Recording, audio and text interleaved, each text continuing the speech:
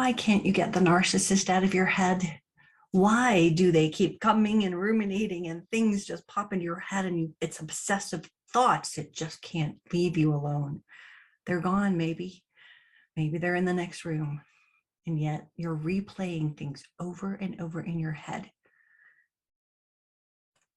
Often we ruminate and think about what we could have, should have, and would have done differently. We often internalize that the abuse is our fault if we had only, and we replay good memories that we've had with them, and we replay the bad memories. There's no select, like, it's everything. We can ruminate about whatever it is that we are trying to figure out. Rumination is part of recovery, and we need to learn how to identify it, how to slow it down or stop it. What do we do? Today, my guest, Bree Bonchey, a dear friend of mine, the founder of World Narcissist Abuse Awareness Day and an awesome therapist, is going to talk about rumination. We're really going to get into the nuts and bolts about what to do and how to move on.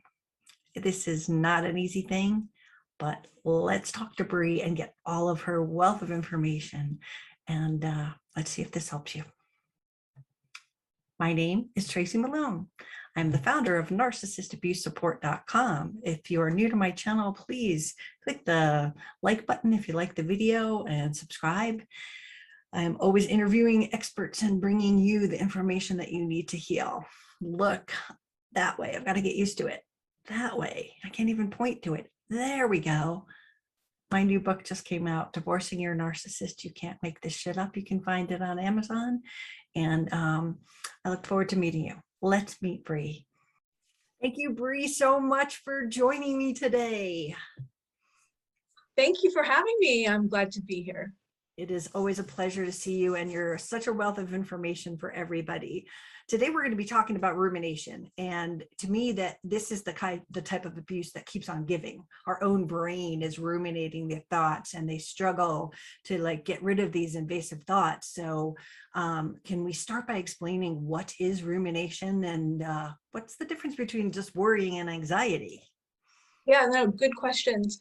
So rumination is really just it's actually a habit. So people think it's something that can happen to you, like catching the cold, but it's something that we do. It's a learned habit, and that's kind of a good thing, because then we can actually, with a little bit of persistence, we can fix that. We can solve that habit. But rumination is really sort of like repeatedly obsessing over something, dwelling on the past. It's usually like going over specific details of something that tend to be negative, that people will beat themselves up. It's a preoccupation, trying, when you can't stop thinking or obsessing about the same thing over and over again.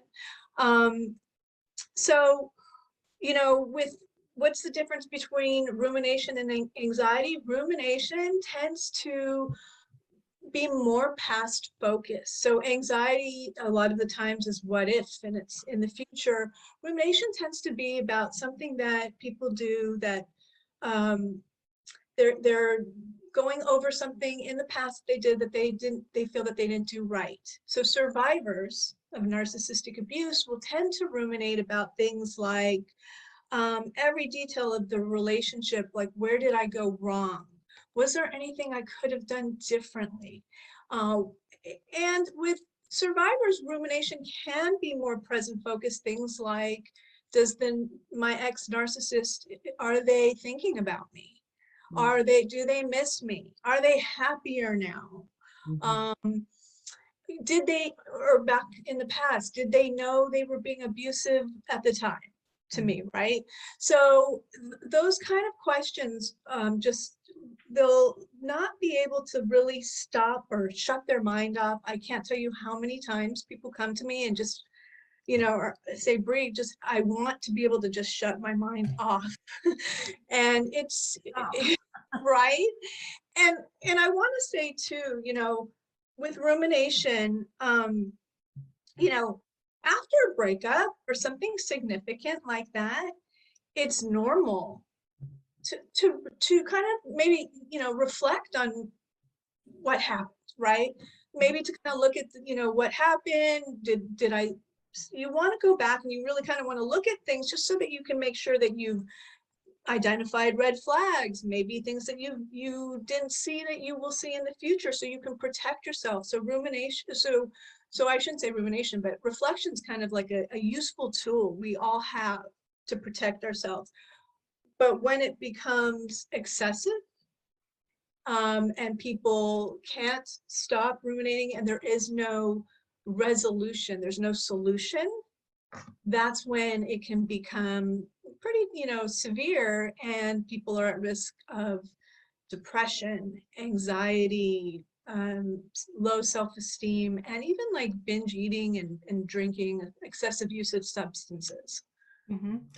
And what you said is such an important part about the ruminating and looking at the past, right? We can't change the past. It's unfixable. You can't like, boom, boom, we can get the answers that we didn't have and we needed to understand. But when we are ruminating, we're living in the past. Like it doesn't let us move into healing because we're still stuck in, but why, but what if, and that just consumes you. And because it's unfixable, it's like a loop. It's like, how are you going to get out of it if it's just continuously going around it? Is there a time in the abuse recovery cycle that is like, again, you said it's normal, but is it normal for 3 months, a year, 4 years? We better get some real help. What's the pattern of when it comes into the recovery plan? Well, I think it's not really a length of time, but like is it impacting your functioning? Are you not able to work? Are you not able to be in the present and be engaged with people in your life? Is it preventing you from doing things that you should be doing or want to be doing?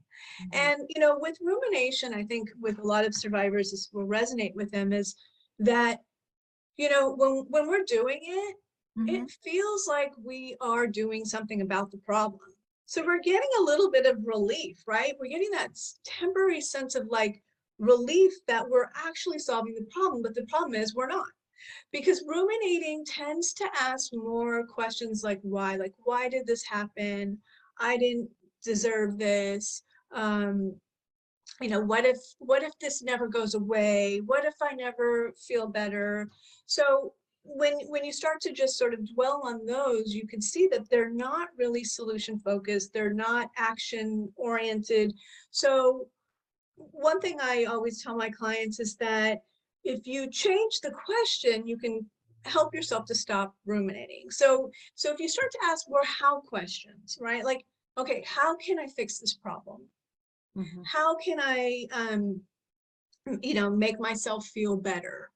Then that's going to probably, hopefully, prompt you to some action, mm-hmm. where you're not just, like you said, kind of spinning in the past of things that really you can't control.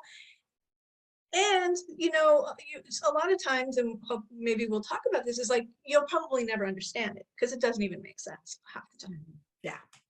Of course, not with a narcissistic relationship, but there's no answers. Like, who does that should be like the hat slogan that we have, right? There's no explanation of that.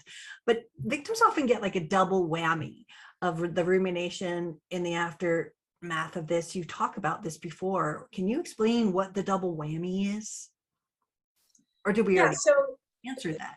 It's you know, I say it's a double whammy, but it's sort of like it could be a triple or quadruple whammy, because the relationships with narcissists, they, like I was saying, it's normal to ruminate, especially after a significant event. Mm-hmm. We should expect it. Mm-hmm. But a relationship with a narcissist really sets us up to ruminate, because the relationship, I mean, there's so much gaslighting. So survivors come out of those relationships with so much self-doubt and confusion that, you know, when things don't make sense, humans are wired, mm-hmm. to try to find answers. So that will keep them spinning. The other thing is, you know, the narcissists themselves, they have that Jekyll and Hyde personality. It's very duplicitous. And so again, you come out of the relationship, you're going to be analyzing and obsessing with what was true, what was not, what did when they said that, did they mean it, and so so there's the relationship dynamics that set survivors up for ruminating, but then also it's like the survivor themselves, because when you come out of a relationship, a lot of times you've been so abused that you're activated, right? You're in survival mode. Your amygdala is activated. So that in itself can cause rumination, because when that's going on, it's shutting off the prefrontal cortex, which is more of your thinking brain, your higher functioning, your memory, and your reasoning. And when that's shut off, it's really much harder to recall things that will help you stop ruminating, like positive memories, like just positive things in general, right?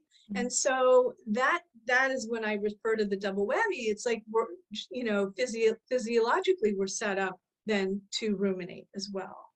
Absolutely. And that makes so much sense. The gaslighting, as soon as you started that sentence, I was like, well, of course they're confused. The gaslighting, this is when they're sort of like understanding it. They're learning what gaslighting was and then identifying things in their life that were gaslighting, and that's confusing. And then you have the what ifs and the oh no, and again that self-blame, that guilt, I should have done things differently, creeps in until they actually analyze the memories. They sit there and journal about them, think about them with a therapist, go through them and see the truth that this was not all the roses and puppy tails that we thought it was. And so getting through there is part of the, it's part of the journey. It has to be. We have to understand that's part of the education, but we don't want to stay stuck in it. You have always talked about the 3 C's for decreasing rumination. What does that mean? I know everybody's going to want to hear this. Okay, so when people come to me and they can't shut their minds off and they're so distressed. So there's a few sort of ways to do that. And so there's like different strategies, right? So there's more long-term strategies that I work with people in therapy, and we really get to the root of rumination. Rumination can be a cover for things, right? So we tend to ruminate because it makes us feel better in the moment, gives us a temporary feeling of relief, like we're actually working on a problem, but maybe we're really trying to avoid, confronting some painful emotions, confronting some painful facts. Sometimes that there's some secondary gains, and maybe there's some need to control or feel or have that kind of illusion of control. And so there's some deeper reasons why we ruminate that are more that you need to take a little bit of time and persistence and work on. So strategies that can help people, like today, I have a couple hacks that I hope to share with you, some quick hacks. But then the 3 C's are sort of like more body-based strategies. So the first one, you want to think of like changing the channel, right? Because you're stuck on this channel. And so you want to think of like changing the channel. And the best way to get out of your head, which is really literally the definition of rumination, right? Being in your head, is to get into your body. It's really pretty simple. And so you want to just kind of change what you're doing. So the best things to do are, and I could go into this, but I'll spare you today, is like you want to do like cerebellum boosting activities. So something that keeps you moving and thinking. So it's like a new activity that you haven't done, like taekwondo, maybe you've never done that. So you'd have to kind of think about it. Plus you're moving, or even knitting. It could be really anything, will help you get into your body. And then it will short circuit the rumination. So that's sort of like more of an instant kind of relief. Things that are creative. So you want to think of like kind of change what you're doing, get creative. Again, when you're doing something creative, you're more in the present, and you can really kind of short circuit that rumination. And then the last one is connection. So you really want to connect with people, even have a lot of eye contact. When you are making eye contact, it's really hard to be thinking about the past, right? Or, when you're and people who, survivors, when they come out of these relationships, what do they tend to do? Isolate, right? And you just sit all day thinking about stuff that's going to just make you more upset.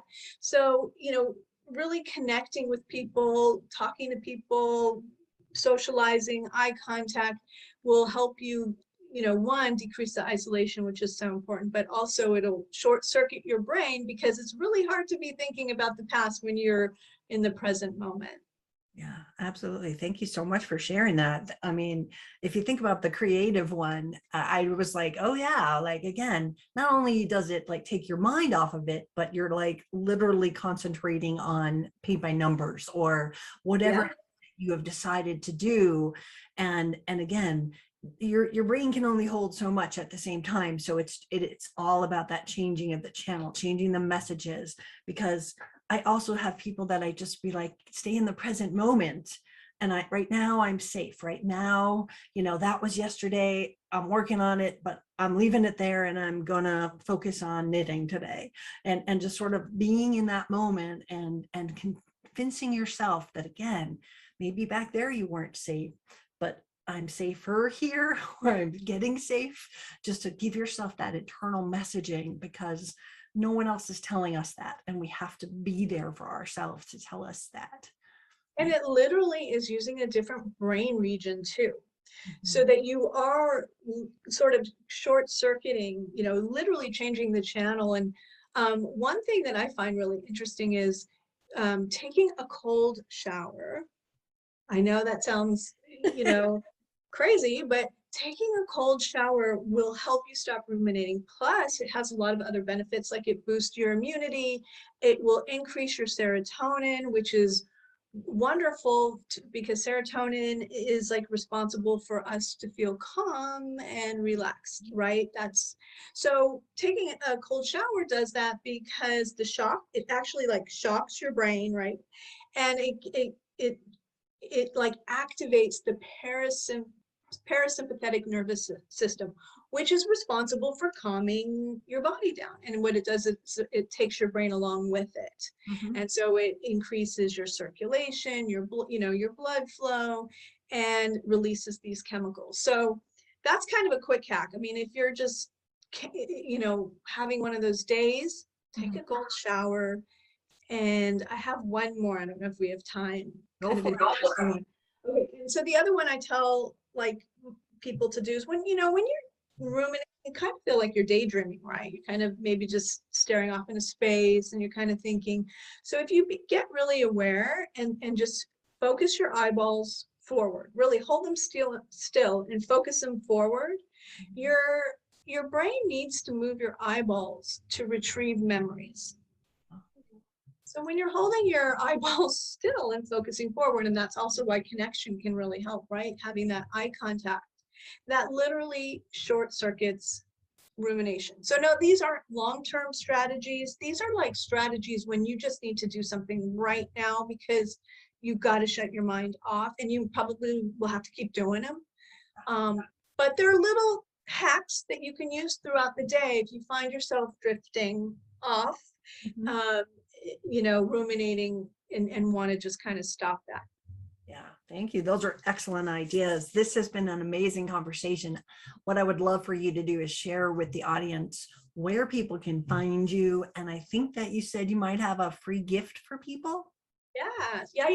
So, okay, so people can find me at a couple places. They can go to my website blog, which is called freefromtoxic.com.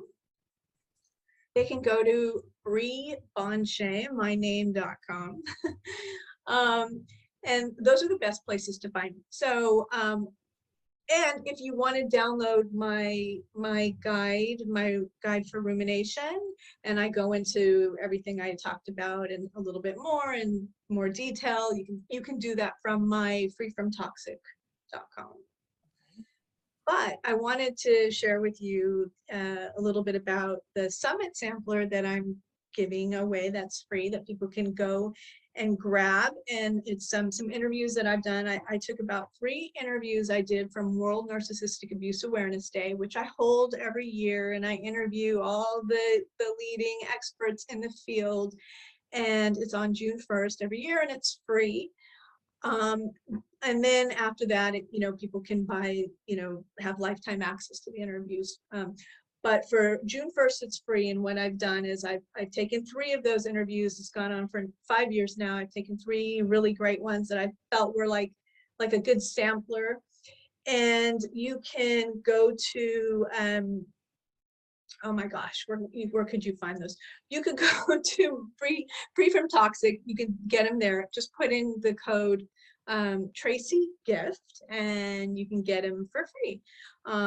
But yes, so that's coming up June 1st. So I hope everybody joins me for June 1st for World Narcissistic Abuse Awareness Day. And you can get more information about that at wnaad.com. That is World Narcissist Abuse Awareness Day. Take those words and take the first letter and you'll find her website. Get on her mailing list. It's so important, guys, because, it's not June yet, but it will be. And you want to get the notifications when this stuff is going live. Bree is an amazing interviewer and she's got the best guests, and it's just like I look forward to it every single year. So it's one of the biggest resources out there, and I think everybody needs to be jumping on that. We'll put your links down below for people to contact you and for them to get the free gift. We'll put the code in there and everything and give them everything they need. But from the bottom of my heart, I cannot thank you enough. This is so helpful. Everybody gets stuck on rumination, and this is going to give them a lot of answers. Oh, well, thank you. Thanks for having me. I'm just honored to be here and speaking with you. Thank you.